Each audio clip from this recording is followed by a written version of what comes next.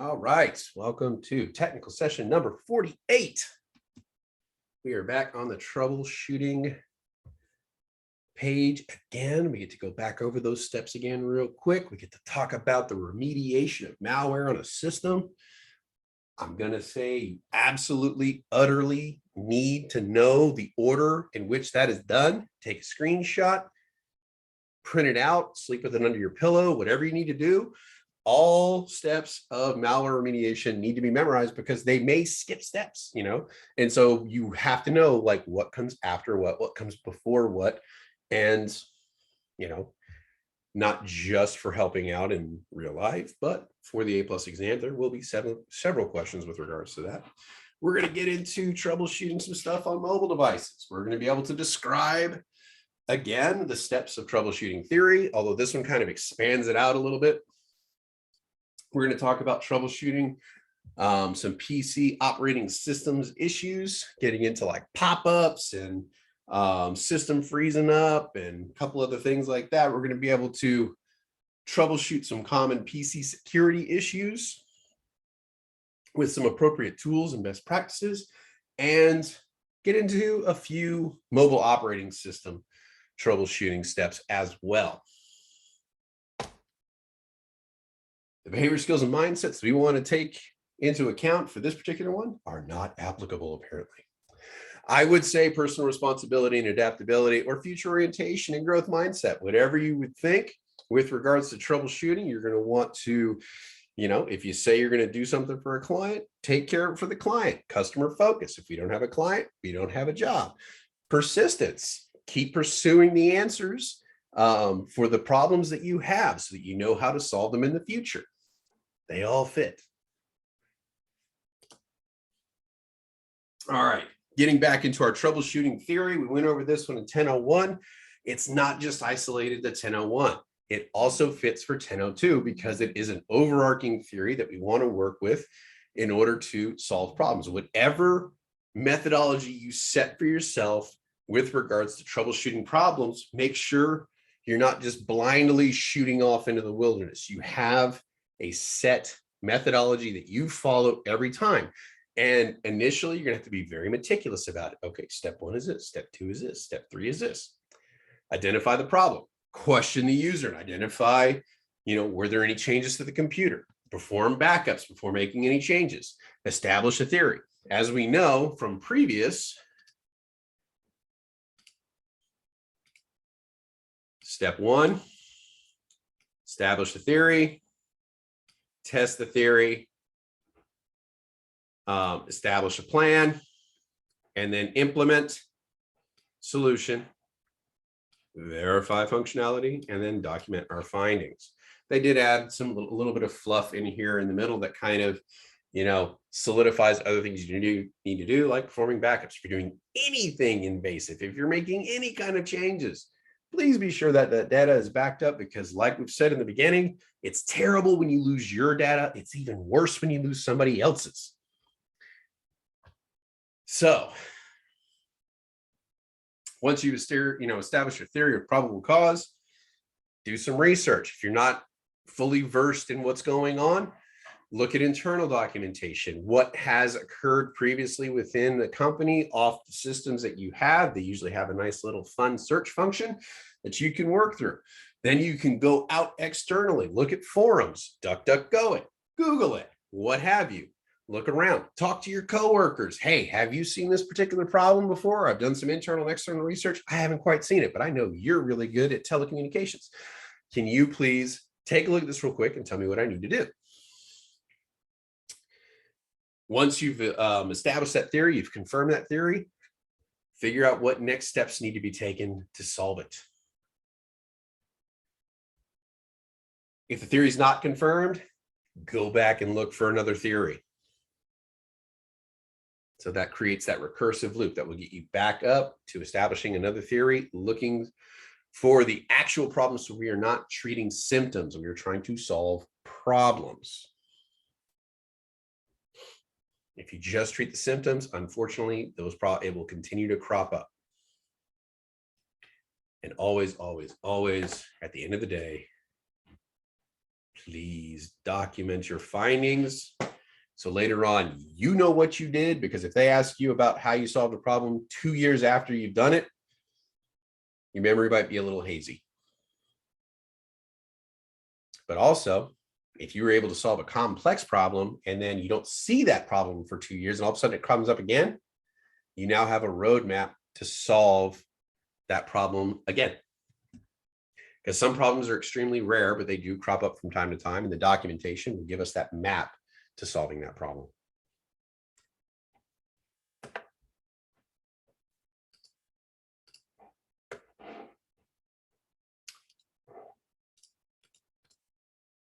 There's that fun map we had before, which kind of just showed the whole troubleshooting process, and has your, depending on how your questions get answered, kind of works you through the process. So this is a way you can kind of visualize it, each step broken down. So as you can see up here, you got step 1, identify the problem, then you move to establish a theory, testing that theory. Step 3, 4, establish a plan of action. 5, verify and prevent future. That would be that end user education. If it was a user error, explaining to them what happened, how to prevent it in the future, give them a little bit of training if necessary in order to prevent them from causing that same problem and having to come back to you again. And then finally, back up all your information, your data, document everything so that others, if they come across the same problem, or if you use that same problem, but it's 2 years from now, we know how to get there. All right. Troubleshooting security issues. So as we remember on our earlier security one, it gave us kind of a list of ways to identify whether or not you have a virus on your computer. Many viruses, as soon as they infect your system, will kind of announce themselves so that once they have gotten access. They'll cause your system to slow down. They'll cause files to disappear that take up disk space. Some of them actually will pop up and basically announce themselves quite literally that you're infected, because hackers like the notoriety of that kind of stuff. Yes, Julian. I'm sorry, before you go on, does this light and all of these symptoms, do they only include in viruses or malware all around? I mean, a lot of it can be malware all around, but viruses, they tend to specify it with viruses because there may be other things like pop-ups. That's going to be specific. Your denial of service attack is going to be specific. A worm is going to react differently. So there's different symptoms for different things. For the purposes of the A+, they isolated it to viruses to make it specific for that. Gotcha. Thank you. But yes, there is a lot of crossover with symptoms.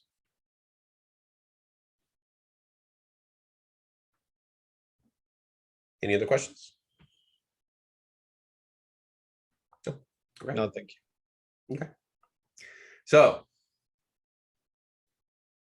some other common symptoms we may see with regards to viruses or their malware, you have pop-ups, you have browser redirection. Like you're like, hey, I want to buy a new car. You know what? I really like the Ford Escape. And you go in and you type in Ford and you want to go to the Ford's website. And all of a sudden you end up in Honda's website looking at an Accord. How does that happen? Well, browser redirection. So they can redirect you either to a competitor or to one of their websites that they've made to look specifically like your banks or something like that. And that's where you kind of need to look for things like look at your FQDNs, make sure that's accurate. Look at your the web page itself. Do you see glaring errors like spelling mistakes? The icons don't look right. It doesn't quite look like it should. Those should be big red flags to you if you're going into somewhere where you're going to have to give private information like your sign-in and passwords or something like that. Do a quick scan of the site, make sure things look like usual. Slow performance, everything seems to be slowing down. could be indicative of a virus or something along those lines, or it could be something else. It could just be you have 900, internet browsers open. Happens. PC or operating system is locked up. Everything is frozen. I can do it. Applications crashing. Rogue antivirus. Spam, renamed or disappearing files, and hijacking of email. So these are all common symptoms of viruses. One, pop-ups, not necessarily as big of a deal as it used to be, thanks to the wonderful creation of pop-up blockers. Some try to avoid detection initially by doing what's called pop under. So instead of popping up in front of your web browser, it pops up a whole bunch behind your web browser. So you don't even realize they're there until you close out the web browser you're in or minimize it. All of which can be combated with pop-up blockers itself. Most web browsers have a plugin for this that you can go in and download. There are a lot of free options on this. Just don't get one from Avery because the ones he gave you don't work, or they work for like a week and then they stop. But oh wait, that was ad blocker. Never mind, that wasn't a pop-up blocker. My apologies, Avery. So it works as a pop-up blocker too. Okay, so it was the right sentiment, wrong software. Right. But other ones we could talk about. Browser redirection. This is a fun one. The concept of farming, I always found that interesting. Farming with a PH, which is kind of like, if you know what affiliate links are with regards to like TikTok and whatever the kids are using these days, Instagram, YouTube, all that kind of stuff, where they'll say like, oh, I got these shoes at this company, check out the link below. And what it is that company will give them a cut of all the sales for that particular item. Well, what farming is a browser redirection utilizing affiliate links. So, Avery, even though he's really well known in some circles like Generation, outside of that, he may not be as well known, but he can create affiliate links through like Google or whatever. And then once those links are created, if he is knowledgeable enough, he can do a browser redirect. Once you've searched for a particular item, you would automatically be using his affiliate link. So he would get a cut of all sales for those particular items. Now, the sneaky thing about this is neither the customer nor the seller realize this is happening because nothing really changes. The item cost isn't changing for me. The revenue isn't changing for Amazon, but the seller is now having to give a cut to this third party. So this one is kind of nefarious in the sense that nobody's looking for it. They are now, but originally nobody was really looking for it because it wasn't really so overt.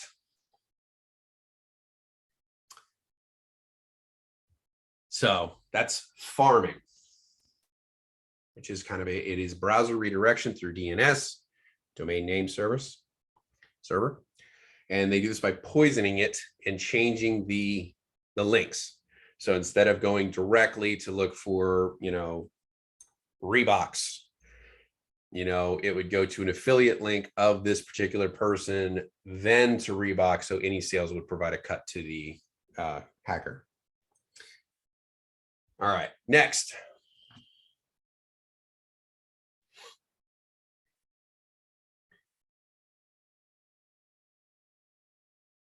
I'm not sure what you're asking, Jerusalem.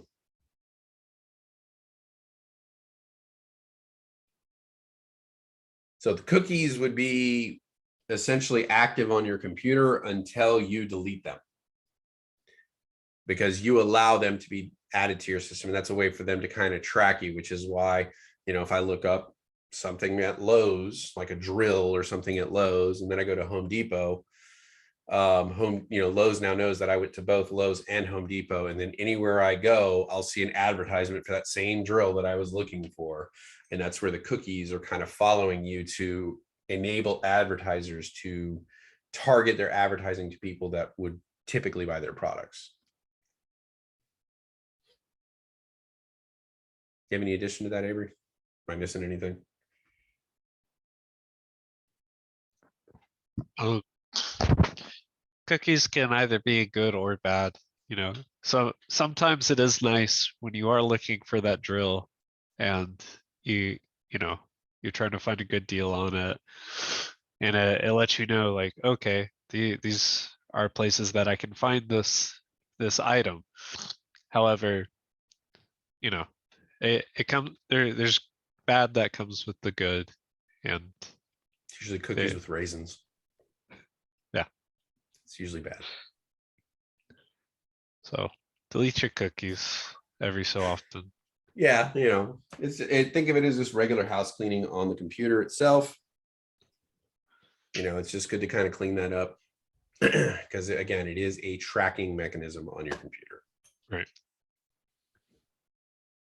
All right. Slow performance. Viruses, worms, malware can slow down the computer because they are robbing you of resources from other applications and services.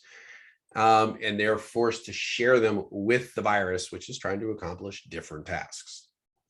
So task manager, or resource manager, you can kind of identify the applications that are chewing up the most resources. Again, before you start shutting down or killing any tasks, if you don't readily recognize what it is, please do a little bit of research to determine what it is, because you may be killing an important process, which could cause an inadvertent crash of the system. So always run a quick check, make sure that the program you're shutting down or the one that's stealing all the resources is one that is okay to shut down. It doesn't mean if it is an important resource that it's not infected with the virus, and that's what causing it to rob those resources. It just means that you can't readily shut that one down. And then you might have to get into malware remediation, which we will talk about later in this presentation. But if it is one that is able to be shut down and it is consuming a large amount of resources, go ahead and kill it with task kill. You can either do that through Task Manager or through command line. I do recommend trying to practice doing that a couple times in command line. They do have a lab for that in Test Out, just so we're aware. Be a good one to practice on, though. Another one, security alerts. Some hackers find it thoroughly entertaining to issue phony threats disguised as security alerts to keep people scared. I've had to deal with this repeatedly with my father, who is overly paranoid about his identity being stolen, even more so than me, which is saying a lot. So I get a call at least twice a month with regards to something along these lines. Now, there have been many popular hoaxes, that have, utilized security threats as a way to kind of get you to accept their virus. Like if you've ever been online and you sit there and, you'll get a pop-up while you're in Google and says, we've scanned your computer and detected 12 threats on your machine. Please download our free trial anti-malware system to clean your system up right now. And you're like, oh my gosh, I got 12 threats on my computer right now. I better download this and get this free trial. And then you've already downloaded the virus. You've accepted it into your system and opened the front door and just let it right in.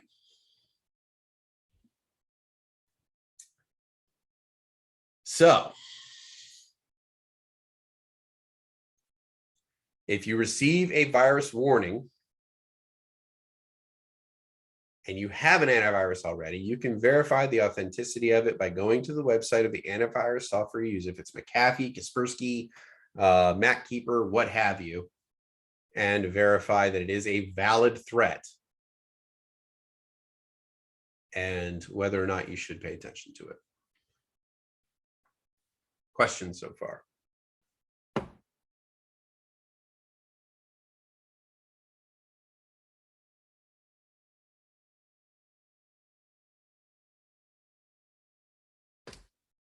All right. PC or OS lockup. It's when your entire system locks up, simply stops responding to commands, stops processing completely. System lockups can occur when a PC is asked to process too many instructions at one time, or there is too little memory to go around. And sometimes it could be a case where a virus has infected it to use up too many resources. So at that point, when you're trying to process things that you normally could, resources are being used by the virus, system locks up, eventually crashes. If a reboot does not fix it and this issue is occurring, starts occurring again, you likely have a virus. You need to run a virus scan or an anti-malware scan, check and see if you can clean it up. Application crashes.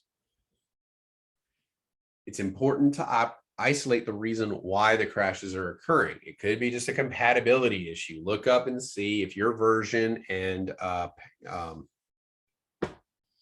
service pack of operating system that you're operating on right now, do a quick check, see if there's been continuous issues with this particular application, with that service pack. Like you run a recent update and all of a sudden, your favorite app is no longer working. Well, could it be a virus? Yeah. Could it just be, your app that you use all the time has not updated to accommodate the new operating system that has been put out? Yeah, that's likely as well. So try to isolate it as much as you can. Hardware or malware could be stopping it from working as well. Next, first thing you should do is check your compatibility issues and resource requirements. Make sure the hardware and software you're running on does not conflict with this particular application you typically run. And then if that does seem to be a current issue, see if there are any hot fixes or patches or updates since then that might have cleaned this issue up from either your app provider or from your operating system provider. Then next, you would possibly run an antivirus check for that specific application, because you can isolate it down instead of doing the entire system, you can run it on a specific application or drive if you wish. Speed things up. All right, rogue antivirus. So viruses are sneaky. One of the ways that they can kind of get around things is by kind of disguising themselves to look like an antivirus program, like we were saying. They will send you an alert of a fictitious problem, like we just talked about a few pages ago. Like, hey, we've discovered 12 major problems on your machine in this 0.2 second scan over Google. Please download our new antivirus so that we can fix it. If you already have an antivirus program, that can be a huge problem. You remember, we only use one, we don't use two. It doesn't mean if you have two, it's twice as good. It usually means your machine stops. So once you allow it in, they will ask for your administrative password on your machine to download, which basically means gives it full access to everything on your machine. And they've got the golden ticket at that point, and it will do as much damage as it possibly can. Yes, Jessica. So to confirm, you're saying that rogue antivirus was similar to the security alerts the hackers would send. Well, how people will get you to download that rogue antivirus is by sending you that fake security alert. So the security alert is the message they're sending you. The rogue antivirus would be the program you're downloading. It's the actual, okay. Because I was trying to figure out what was the significant difference between the two. My apologies. It was like kind of two things in one. You had the security alert where they're telling you there's a problem. Some of them, the only thing the virus does is give you that fake security alert. It's just kind of to make you panic. And that's all it is. Gotcha. But okay. the rogue antivirus uses that security alert to get you to download their virus. Awesome. Thank you. Good clarifying question. I got a little ahead of myself and into the weeds. I apologize. All right, spam. This is the bane of all society at this point. If you have an email, you're going to receive thousands of emails, if not more. Every website you go to, hey, can we send you emails? Everything you sign up for, hey, would you like to know new things about our products or new offers that we have in time? It doesn't matter if you click no or not, they still send them to you. At one point, because the post office was starting to lose money because, you know, who sends mail nowadays? I mean, if it wasn't for like catalogs, I think the postal service would go out of business.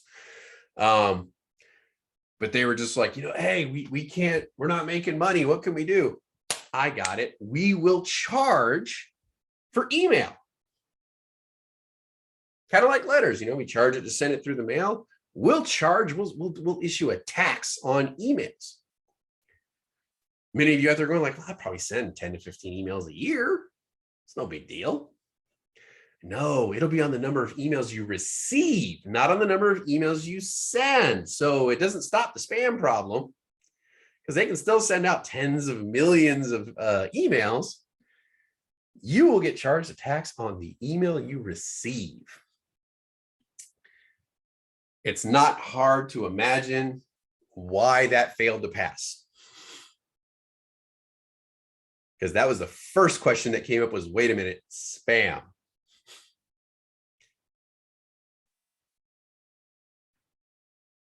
So the way we can fight that is by using spam filters, which, as most of us are probably aware, are not perfect. Like any other security measure, like firewalls and all that stuff, they usually have multiple tier settings where it's like, I want it so extreme that I will only accept email from people who are in my contacts, which generally means, you know, like if you're on your doctor's office, well, if your doctor's there, but then the secretary or the nurse sends you an email, then that goes to spam. You would only receive the email from your doctor. So you can still miss out on very important emails by setting it at the maximum security settings. And then you go like, okay, well, I'll dial it back to medium, where it'll filter out things, you know, that have 100 or more people on the actual email message. And then you can go through and say, hey, I trust people from this location. Anything with this address in it, like if it's from Amazon or from Xfinity or something like that, if it's from one of those, okay, I trust it. So spam filters, not perfect, but can at least limit the amount of spam that you will receive on a daily basis. Although we still have to go in and check our spam folders, so it's starting to feel like, what's the point?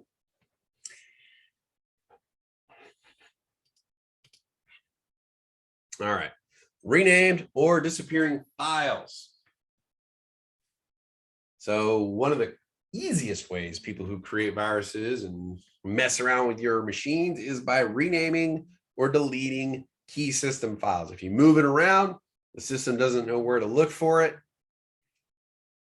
Can make it difficult, if not impossible, for the system to boot up. And it's not just that, it could be other files. It could be personal files. It could be simple operations, like you won't be able to print or save or, you know, do anything like that. Or it could be as extreme, deleting a file or renaming it to change the permissions associated with it, so the user or the person who owns that file no longer has access. Like you have a key spreadsheet that you work off of for your accounts receivable for your entire business, and then they rename it so you no longer have access to it. So you don't know who you have open accounts with, how much they owe you money, and that can be catastrophic for any business, especially small businesses where you may only have one accounting person and they serve multiple roles. Hijacked emails. We talked about this when we were initially talking about security. One fun thing that viruses love to do is get into your email, go into your contacts list, and send out an email to all of your contacts saying, hey, I found this awesome link on YouTube. that shows you how to do all these funny things, or you won't even believe how crazy this is. There's this new medical procedure out there where you could put eye drops in your eyes and it corrects your vision. Check out the video. And you go, and it actually is a good video. But the problem is in the process of that, because they'll give you like a compressed link. In the process of that, you've downloaded a virus, but they still give you the video. You know, that's, at least they have that. But you've invited it in. And unfortunately now the rest of you out there are going to go, I am never opening up anything anybody sends me. I don't care what it is. They're going to have to come over and bring their computer with them and just show me.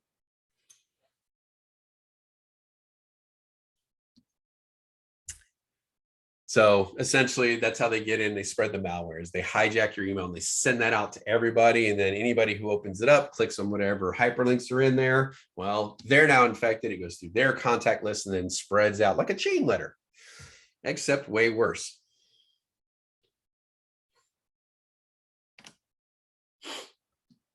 All right. Security tools. We've learned about all these fun things that can happen. How do we fix it? How do we fight it? So many of the tools that we have were covered in our Windows troubleshooting section, like we had the recovery console, the event viewer, safe boot, restore, all that kind of fun stuff. Some of these also go along with it. We have our antivirus, which is very specific, our anti-malware, which is a little more of an umbrella term. Then we have our terminal, which is our command line interface to diagnose and solve problems. Then we also have our system restore and snapshots. So antivirus software, there's a lot of them out there to choose from. These are some of the most notable around today. You have your McAfee's, your Nortons, your Kaspersky's, your Pandas, and AVG. I was not overly familiar with the last three until I got into this program. But apparently they're a thing. So antivirus as a whole checks files, devices, programs, and looks at their code to see if there are any signatures from their definition list that would essentially be a virus. And they would either eradicate that virus or quarantine it and prevent it from replicating itself. Generally, they kind of run in the background. They have a passive mode where they kind of run in the background. They're kind of scanning things as they're going in and out. Then they have an active mode where you're actually running an active scan right then and there, and it goes through the entire computer and looks for it. And it does this in two ways. You have your definitions list where it has your specific signatures of each type of virus, looking for specific code. And then you have your heuristic algorithm where it's looking for these specific behaviors. You know, this new program you've downloaded, it's not on my definitions list, but it's acting like a virus. So I'm going to quarantine it for now, shut it down, and see if we can get any more information. Or it'll ask you, hey, are you sure you want to allow this program into your system? We never really care. We just click yes anyway. You know, I got to have Candy Crush. I don't care.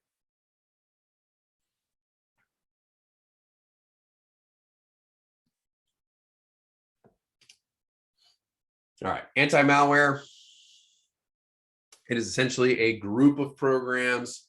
It's, as they put it here, a superset of virus scanners, and it will look for more than just your traditional viruses. It's going to look for Trojan horses. It's going to look for worms. Is your computer a zombie and you don't even know it? You know, that kind of happens. Windows Defender Firewall kind of does this, but it operates predominantly as a spyware detector as well. Next, on to the terminal or command line interface. Allows you to interact with the system at the command line, and it is extremely useful when malware disables common features of the GUI or graphic user interface, the normal interface we have with Windows. Unix or Linux environments, it is far more common to interact with the shell through the terminal. So you would be typically more comfortable here. What is the one Diego always has? He has the Lord of the Rings meme where somebody tries to run an executable file in a Linux environment.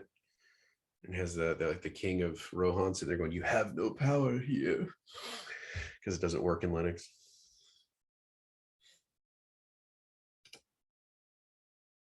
All right. System restore or snapshot. Creating a restore point is essentially a copy or a snapshot of your system configuration. Not all the documents on there, just the way your system is configured at that particular point in time. So it's kind of like a backup just for your configuration settings. You know, if you delete a file and then try to use a restore point, it's not going to help you. That's where your backups are handy. But if you run an update and that goes bad, then you can use the restore point to go back to a previous configuration.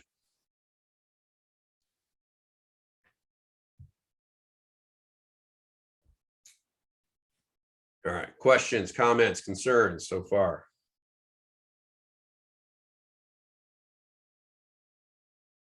Are we sufficiently caffeinated?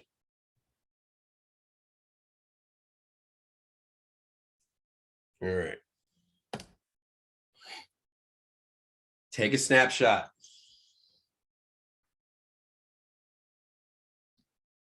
Print it out. Maybe tape it to your roof above your bed so you see it every night before you go to sleep. Something, I don't know.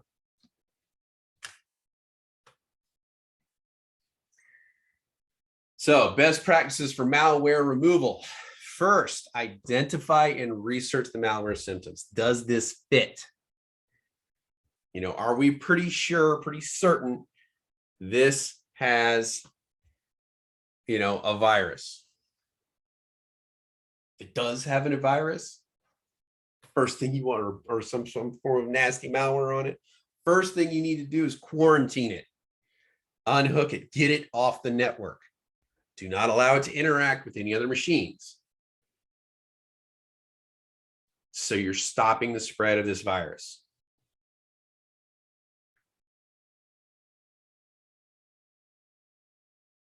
Once you've quarantined it, it's no longer on the network. Disable your system restore. This, you know, hopefully will avoid the infected system from creating a restore point or returning to one.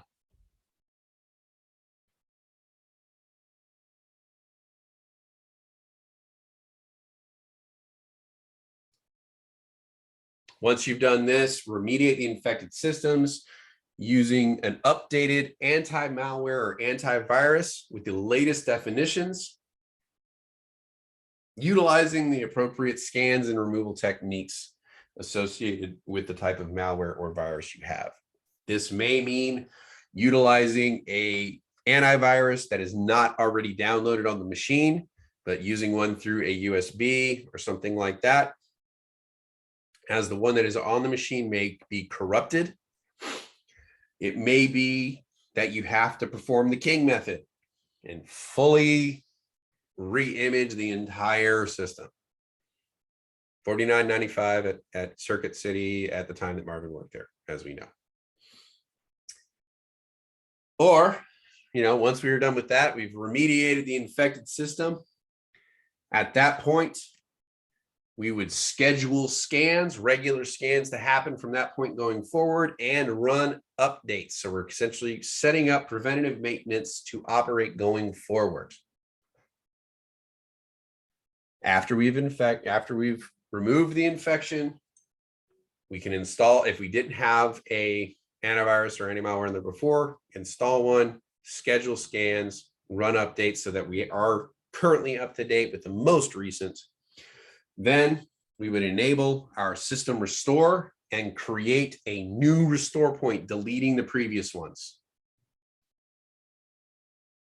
So we have a restore point based off of a clean system.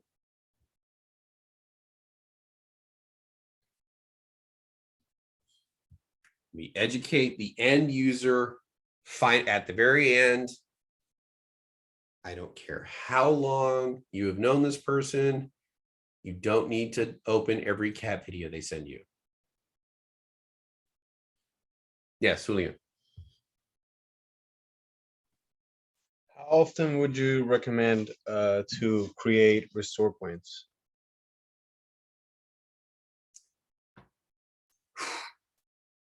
once a week. Some of them, you can schedule it, like, so you don't have to do it manually. You can actually schedule it and it will do it automatically for you. However, if you're going to make any changes, like running a new service pack or something like that, or an update, doesn't matter if it's Windows or Linux or whatever, before you do an update, you should do a system restore point at that moment before the update. Because of the case where if you do updates, maybe there's a lot of things changed that you don't like. Maybe it's really buggy and you want to go back to a previous version. So always create a restore point before any major changes. But yeah, go ahead, go into your system restore, create a schedule. It could be once a week. It could be once a month. Once a month's a little risky. Once a week, you can put it down like once a day, because it doesn't take a lot of time for it to actually create that restore point. Because like it says, it's just a snapshot of all the configurations at that time. They don't take up a lot of memory. They don't take a lot of time. Thank you. Yet, yes, DW, to quote Mike Myers, it'll all happen automatically. So does everybody have a snapshot of this page? Memorize it for future use. Maybe get a business card size one, keep it in your wallet. So you'd like, if you're sitting there waiting on something, you just pull it out and refresh your memory. At least until 10:01's done. All right, or 10:02. Tools to approach mobile issues. So here's some tools and techniques we'll kind of go over with common problems with smartphones, not start phones. Those are two different things, I would imagine. Hard reset, soft reset. Closing running applications or forced stop. Reset to factory settings. This is the mobile version of the King method. Uninstall and reinstall applications. So hard reset. This should be kind of done in a last resort. First thing you should do typically is a soft reset. Apple devices, you press and hold the sleep and wake button, and then you hold the home button. This is for the ones that actually still had the home button. Now I think it's the Apple, what is it? The sleep wake button, and then the down volume button. And you hold it now, and you hold it for 10 to 30 seconds until you see the Apple logo pop up, and it does a full reboot at that point. Soft reset keeps the data running, from the applications. You press and hold the sleep wake button until the red slider appears. Slide that sucker all the way over, and it turns off the device. And then next, you press the sleep hold or sleep wake button until you see the Apple logo come back in. That's kind of like doing a restart. All right, close running applications. We should do this on a regular basis. Some people would be shocked to realize how many applications are running in the background on their phone, even though they're not interacting with them. Like, you may look at it and be like, man, I haven't opened up Minesweeper in 6 months, but it's still running in the background on my phone. And it's back there and it's eating up resources. And battery time, RAM, all that kind of fun stuff. It's just there. Once I showed this to my wife, because her phone was always running like super slow, she now does this 2 to 3 times a day. Just goes through, closes out anything that she does not regularly use. I believe on the Apple phones, it's like the bottom left corner, and you drag up towards the center, and it'll pull out a window that has like a sliding menu of all the open applications, and to close them, you just swipe them up. For those of you who are Android phone users out there, what do you do to do this on an Android? It's the same thing. Same thing. Okay, so you grab it in that bottom left corner, you swipe up towards the center, and then you just kind of swipe up every application you want to close out. Because funnily enough, some of these applications track your locations. Some of them track your data utilizing other things. The big controversial one that happened last year was somebody discovered TikTok, the TikTok app. Even if it is closed, not even turned on, every keystroke you make on your phone, it sends the data to Tencent, which is in China. So it would send every keystroke you made on your phone, every text, every application, every time you interacted with your phone, it was sending data back to the home servers, even if the application was closed.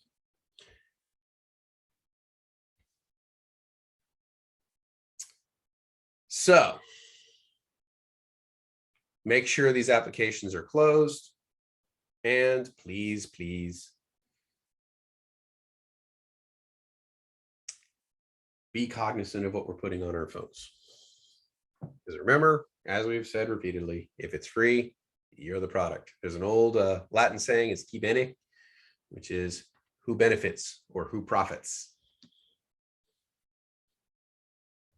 So when you're looking at services like that, keep that in mind.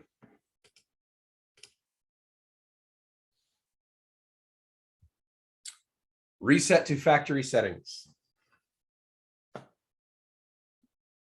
So this will take the phone back to a safe state, wipe all the data off the phone. So on the iPhone, you would go to settings, general, and then do a full reset. Tap erase all content in settings. And in Android, it was hold the home button and tap volume, select wipe data or factory reset with the volume keys, and then tap the power button to activate it. This kind of brings everything back to a factory reset.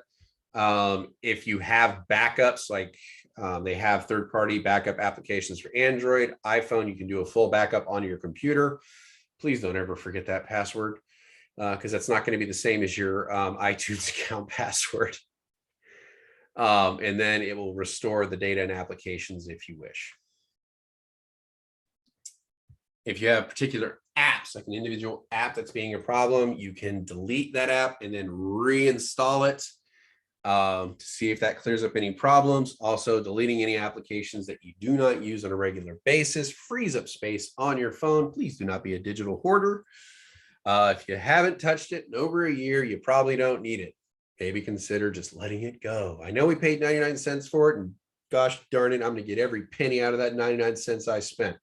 But sometimes we just kind of need to let things go. I'm guilty of this myself.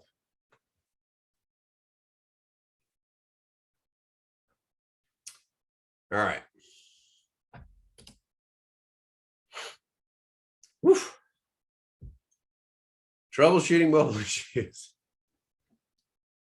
So here's some symptoms of problems that are common with mobile operating systems and applications. Here's a nice laundry list we're about to go through. Dim display. This unfortunately is a common one people will call in on, because a lot of times it's set on auto. So like if you're in a dark room, it's going to dim the display even more. So you're not sitting there looking at this like super bright light in a dark room if you don't need to, because your eyes are going to adjust over time anyway. And then when you go to a bright room, the sensor will pick up on it and make it much brighter so that it's easier to read in the lighter setting. Well, sometimes it takes a while for the sensors to pick up on this stuff, and it can be quite annoying. So if you're in a really dark room and you turn on your phone and it's just super bright, you may go in and manually turn down the brightness down to very low. And then later on in the morning, you forgot you were up until 2 o'clock in the morning watching YouTube cat videos.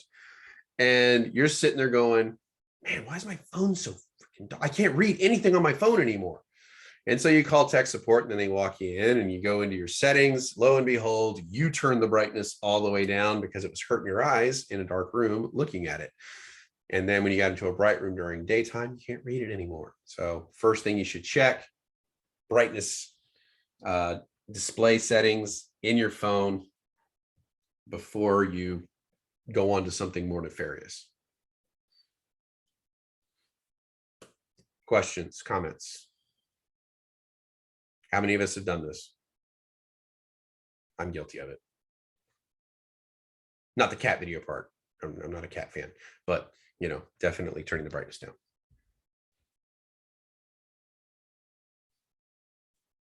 We all do it. There's also a setting now where once it passes a certain time period, it'll auto adjust it to reduce the blue light. Yeah, warmer colors. Yep. I think it's called Nightlight. Something like that. So like when because like if you're having problems sleeping, it's probably because you're interacting with mobile devices late at night. The blue light makes your brain think it's daytime, so it doesn't produce melatonin, so it makes it hard to go to sleep. So what Avery's talking about is a wonderful function that gets rid of those blue light aspects, allows the melatonin to be produced so that you can actually go to sleep easier, and it's a lot less strain on your eyes as well. That feature is also available on desktops too now. Is it? I use it. It's very, very handy, especially if you're on your computer all day. Yeah, to get rid of the warm colors. Mhm. I get you. I just I love it. Like every time an application finally allows a dark option, I'm like, oh, thank you. Like Google just got on board with that. I was like, what's it called, Avery? It's different than dark mode. I believe if you just go to your brightness settings. So if you just bottom left corner, type in brightness. Mhm. Um, And you could set the time you want it to start. Like it could be on all the Yeah. time, or you could set it at like 6 or 7. But understand, if you have it on all the time, it's going to interfere with videos, how they look. Like the color is going to be off because it's reducing all the blue light or the colder colors. it's called Nightlight. There you go. Nightlight. I know the iPhones have it. I'm not sure if the Mac desktop has it yet. I have not checked that. I can do that right now. Not while we're recording. We'll look afterwards. Yep. All right. I have So- mine set from sunset to sunrise.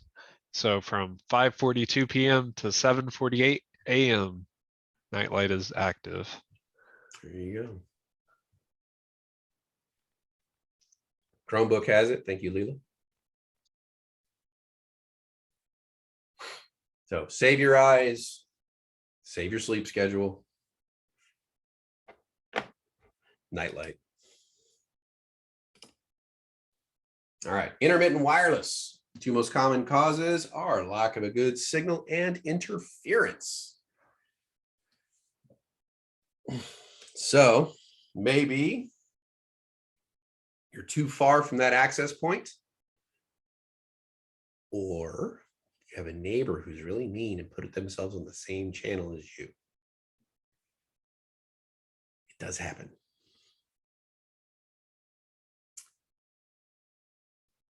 So, two things you can do: move closer, create a repeater, and or change the channel on your router and see if that helps. What are the 3 channels we operate on predominantly?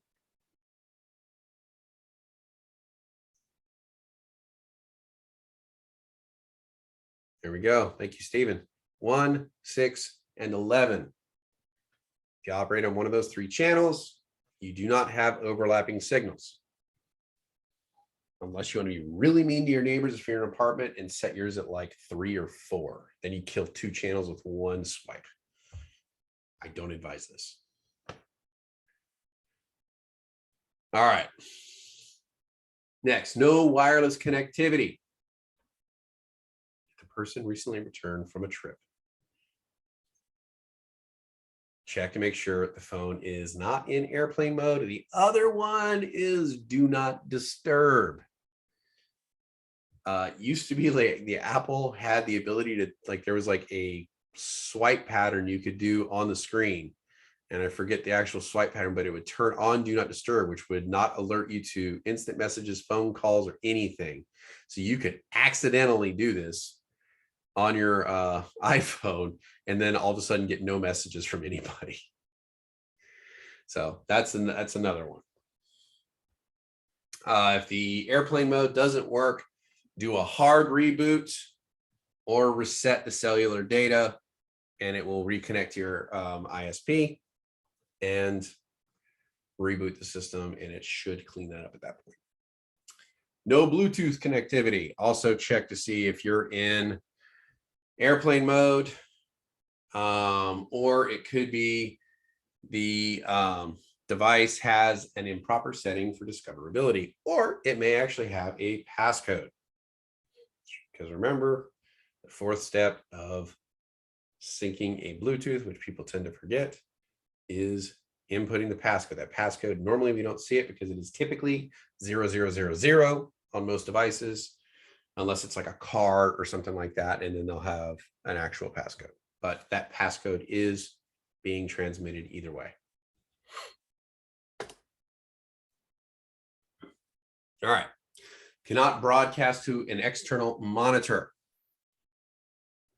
So connecting to a monitor should not cause a problem if auto detection is working. Also, your smartphone and monitor need to be compatible. So if I have an iPhone and I'm connecting to a TV, I need to have an Apple TV hooked up to that TV, and then I can connect and mirror my phone to my television. If I have a Chrome device attached, my iPhone is not going to connect to that Chrome device. Vice versa, if I have an Android and an Apple TV, the Android is not going to be able to connect to my Apple TV. Unless something has changed. Or you usually have something like in pocket about this. I'm not sure, to be honest with you, for this one, but I can look it up. Rupert, stop.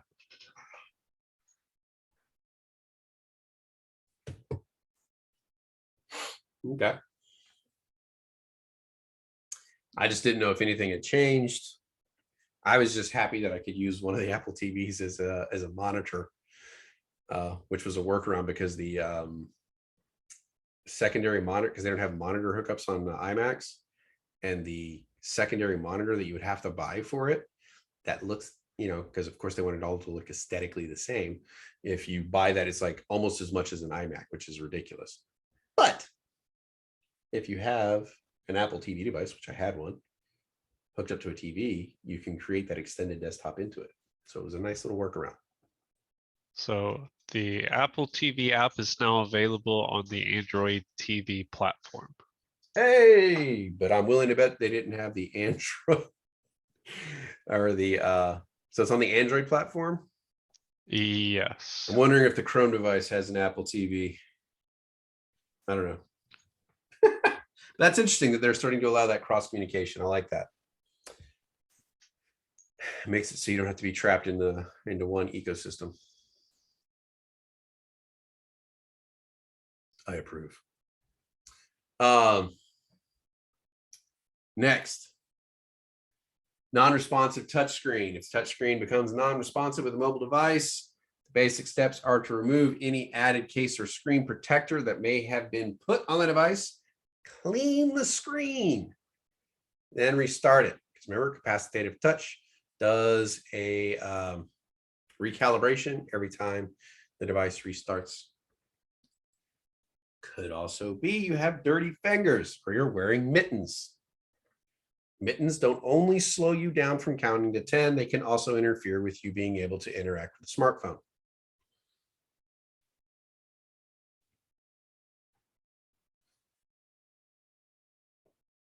All right. App's not loading. Reload the app. If not, restart the device. If not, delete the app, reload the app, and try again.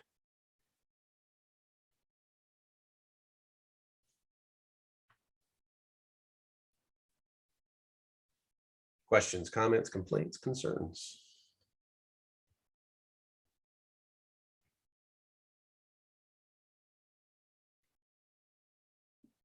They have gloves that are compatible with touchscreens. It's just the old school ones that are not. Heck, they have mechanics gloves now that you can interact with smartphones with. All it is like they put a little metal nib in the tip of it, and then you can interact with it. You just can't wear the wool mittens you used to.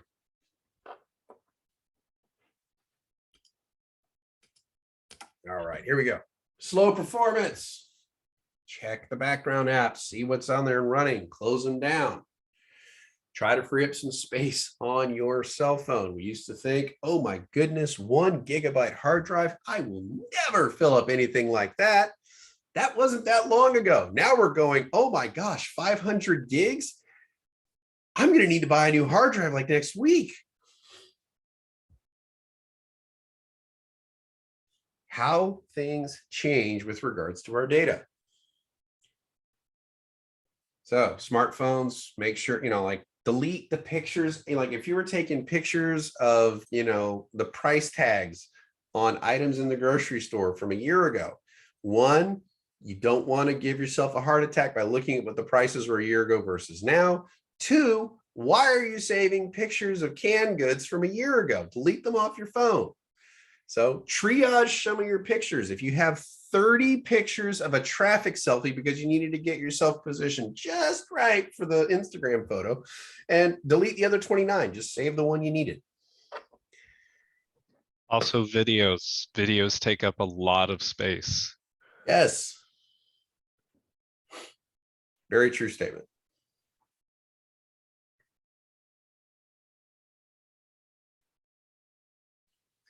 So after you've done all this stuff, restart that device.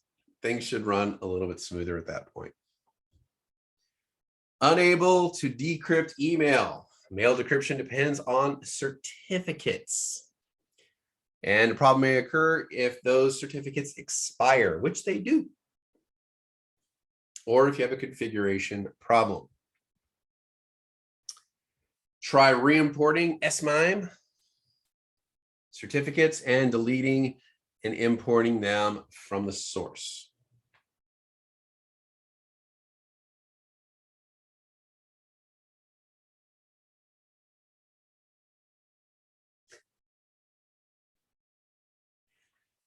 All right, next, frozen system. Try to force a restart if you can. If the restart doesn't work, try unplugging the device and letting it try plugging the device in, letting it charge, and then try restarting it again.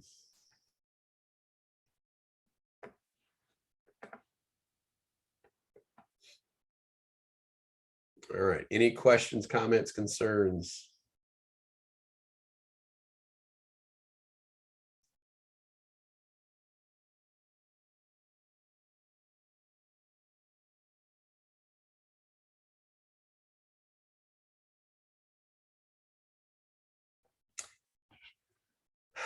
It depends, Stephen. There's like conflicting advice on that. But for mental health, yeah, maybe turn it off for an hour a day. Yes, Jessica. That was similar to the question I had. I remember hearing, and I used to do it, to restart your phone like once a day, to just to do a simple restart to help. I never understood what was the purpose of that, restarting your phone. Well, I mean, it I know when clears- we have updates, yeah, because it tells you, Mhm. and your phone has to be fully charged. But I was trying to remember why that was like a thing. At least for me, I remember I used to hear you should restart your phone once a day to keep it in shape or something like that. Well, what it's doing is it's clearing out that cache memory. It's like it's freeing up the RAM, all that stuff. Like if you have 500 apps running in the background, it's going to close down all those apps to do the restart. So it's freeing up space. It's kind of like doing a restart on your computer, all those things that are not necessary, that are open. It kind of helps shut all those down. And then you can kind of start with a fresh palette and boot those things up. Gotcha. Okay. Thanks.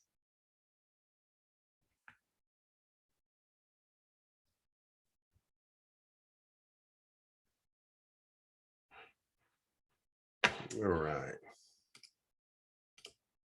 Next, extremely short battery life. Probably means you own an iPhone. All right.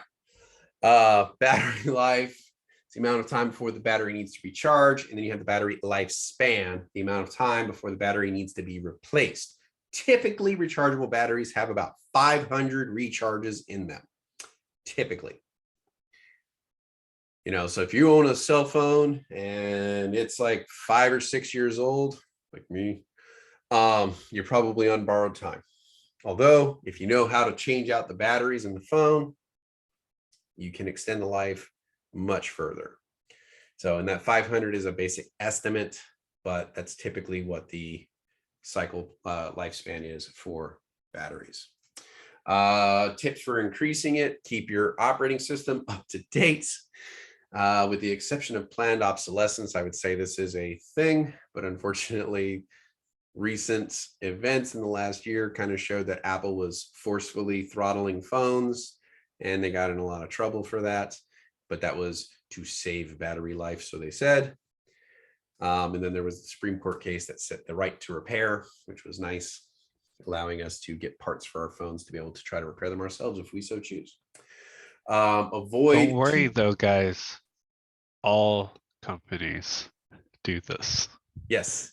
So don't feel like you were being left out if you didn't have an Apple device. Do you want to know what one of the earliest Nope. cases of Nope. planned obsolescence was? Because I can tell you. One of the earliest cases of planned obsolescence was the light bulb, the Edison bulb. When it first came out, they had a filament that would last forever. Think I'm wrong? There's a fire department in like New York or Maryland or something like that that has one of the first Edison bulbs has been burning for over 100 years. Wow.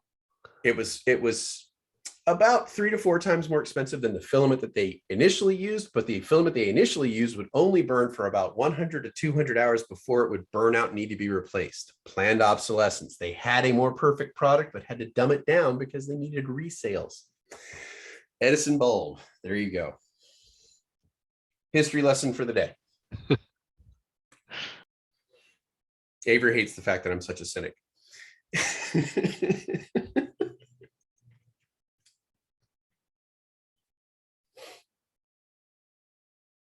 No, Stephen, they would never do anything like that. No, they absolutely did slow people's phones down in order to save battery life. That was their excuse for why they slowed down, because they're like, every time I do an update, my phone gets slower than it was before. And then it came out that they were actually doing that for the older phones.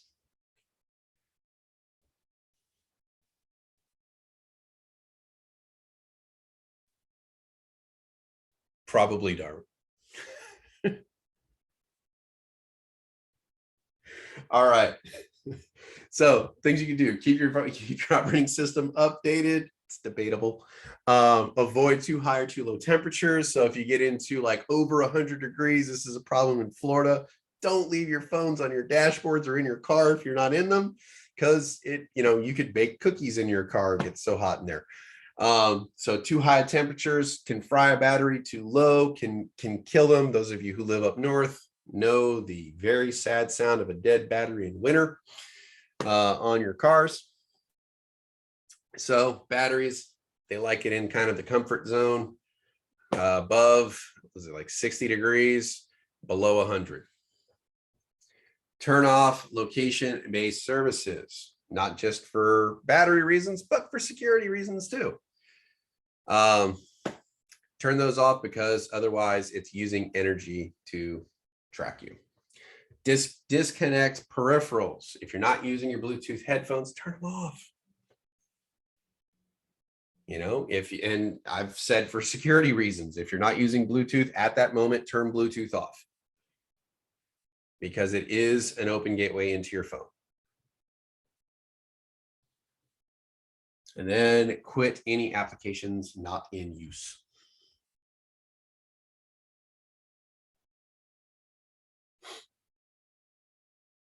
All right. Check silent mode. If there's no sound from your speakers, make sure you have that little silent mode on the side. They usually have a little switch over there. Funny story, my brother came in, handed me his phone. He goes, ever since your kid touched my phone doesn't ring. I can't hear any music, and and on and on and on. I was like, well, let me see your phone. I flipped it around real quick, clicked it, and then I just handed it back to him. I was like, there, it's fixed. And he was like, what'd you do? What'd you do? I was like, man, I'm IT.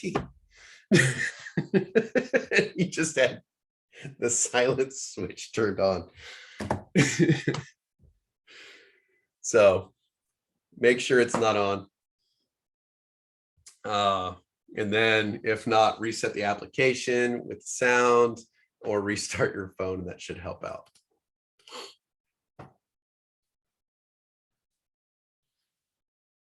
All right, most devices overheating tell you, like if you have an iPhone and you live in Florida, at some point, even if it's in your pocket, you'll get the sad little thermometer that pops up on your screen, which basically says, I'm too hot, I can't work right now. Please try again later. And you have to hold your phone up to the AC in your car and hope to goodness that it cools down before something bad happens. I never became happier that I had a cup holder right behind the AC vent at that moment, because I could just put that sucker right there and it keeps my phone nice and cool while I'm driving in, 1,000-degree weather in Florida summers.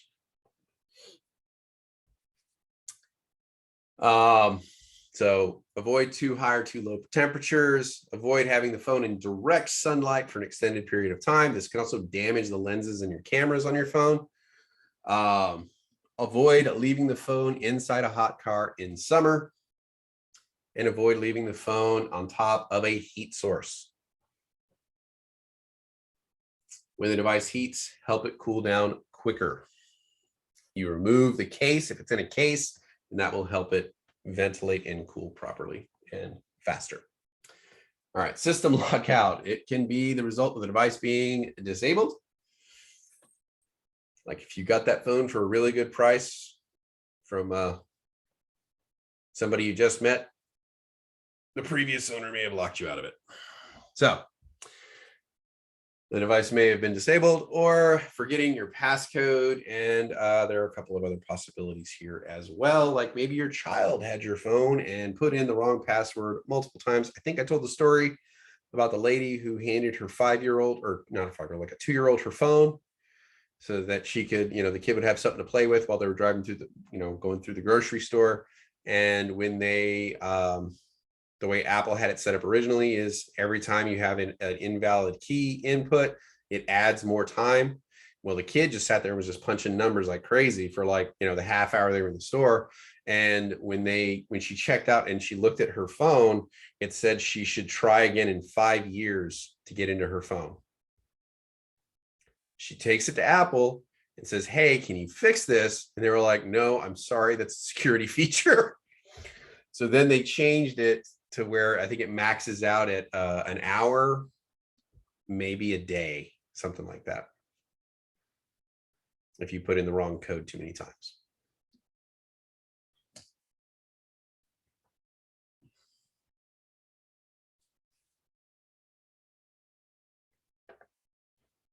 All right. Mobile security issues. So, common symptoms of problems with mobile operating systems and application-related security issues. So, we have our first, which is an unintended Wi-Fi connection. Some people who want to monitor your transactions to try to collect personal information or to try to, kind of hook into your systems, they may offer up a Wi-Fi system with no SSID or password, just an open Wi-Fi where you can latch onto it. If you tell your system or your phone to look for any available Wi-Fi that it can connect to, it'll just go ahead and latch onto this, and that will give them access to your phone. When you have auto connect. So one of the common attacks, like we talked about earlier, was the evil twin, where they will set up, like they'll sit at a Starbucks. That's, one of the common places they did this, and they will go buy the coffee and they'll get the SSID and passcode for the Wi-Fi, and then they'll set up their own Wi-Fi and give it the same SSID and password. So some people will connect to theirs, some people will connect to the actual real one, but it's an evil twin. It's meant to look just like the other one. People don't know, they hook up to the wrong one. This person can now monitor all traffic going between them. Unintended Bluetooth pairing. So when anonymous devices are allowed to connect to Bluetooth enabled devices, this is known as an unintended Bluetooth pairing. The device paired can gain access to information stored on the device. It's called blue snarfing. And then you have blue cracking, where they're able to interact with that information on your device. And then you have blue jacking, where they're able to take full control of your phone. They can make phone calls, they can send messages, they can send emails. If you're auto logged into your bank accounts, they can get access to your bank accounts. All kinds of fun stuff, all through the Bluetooth if you do not have it secured, you know. So when you're not using it, turn it off. Lower your surface area, your risk surface area.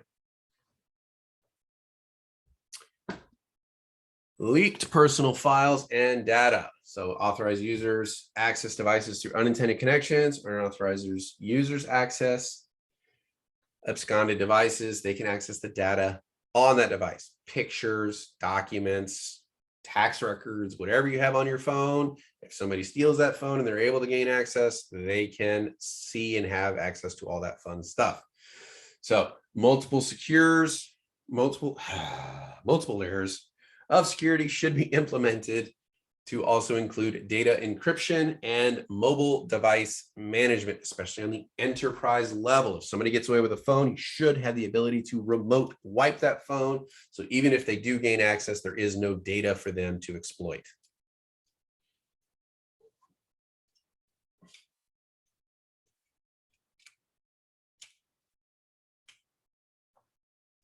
Questions?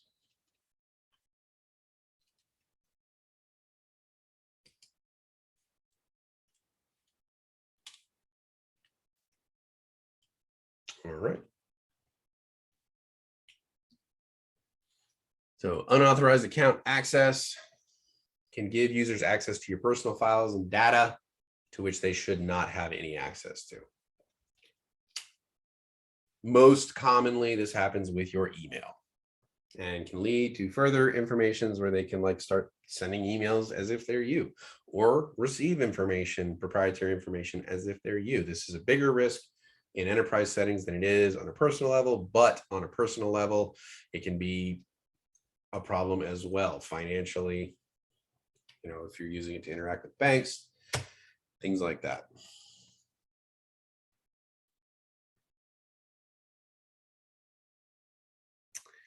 All right. Unauthorized camera and microphone activation. People saw this on the movie Eagle Eye back in the, was it the early 2000s, or the Shia LaBeouf movie, whatever. They thought this was like, nah, there's no way they could ever do this. No, it's a real thing on desktops and, you know, mobile devices, stuff like that. They can access the microphone in it. They can access the phone. It is not that difficult. Xbox, yeah, they were pretty big on that too. If anybody ever competed against somebody on the Xbox, they knew the hilarity of shouting out Xbox off in the middle of a game, and it would turn off your competitor's Xbox. So if they hadn't figured out how to use headphones, that was a good way to get an edge. But yeah, they can access the cameras, they can access the microphones, all that kind of fun stuff, listen to communications. If you have Surrey or Corsair, not Coursera, Halo. Cortana. Cortana, Hey Google, all that stuff. If you have that stuff active, that microphone is always on. It's always listening. It's waiting for that wake word, but it's always there. It's always listening. It's always paying attention. So, security versus convenience. Just throwing that out there. Alexa, there you go. So be aware of it. If you have cameras, camera covers are a must. You know, they're quite nice. Some of them, they just kind of slide over and open up. They're very, very inexpensive, less than $1, worth the effort. Put one on all your devices that have cameras.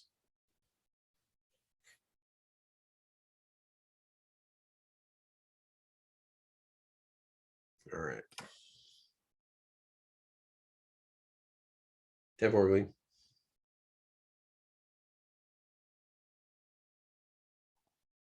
Yeah, post-it notes. Yeah, those do work too. But yeah, I quite literally put one on every device that I have. Electrical tape works too. Kelly, hide names. Hmm? Oh, my apologies. I didn't realize we were on quiz. Did you skip ahead? Don't lie, Avery. Don't lie.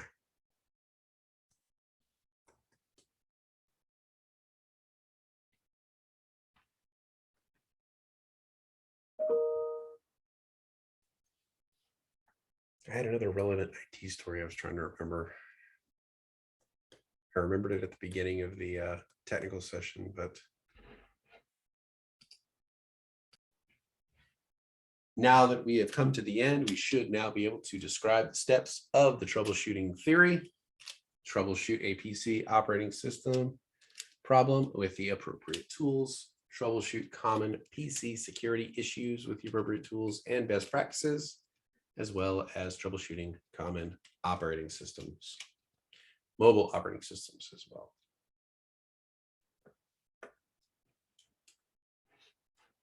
With that,